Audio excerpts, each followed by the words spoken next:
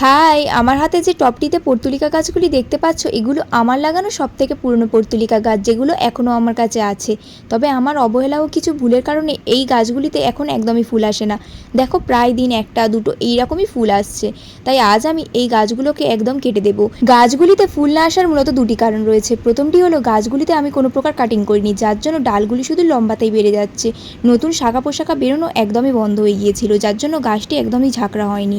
আর দ্বিতীয় কারণ হলো গাছটিকে আমি এমন জায়গায় রেখেছিলাম যেখানে গাছটি সারাদিনের মাত্রই সকালে 2 থেকে 3 ঘন্টা রোদই পেত। কিন্তু গাছটিতে প্রচুর পরিমাণে ফুল পেতে গেলে গাছটিকে আমাদের প্রথমত ঝাঁকড়া তৈরি করতে হবে, আর দ্বিতীয়ত গাছটিকে আমাদের এমন জায়গায় রাখতে হবে যেখানে যেন গাছটি সারাদিনের সূর্যের আলো পায়। তবেই কিন্তু গাছে প্রচুর পরিমাণে কুঁড়ি আসবে ও গাছটি ফুলে ভর্তি হয়ে যাবে।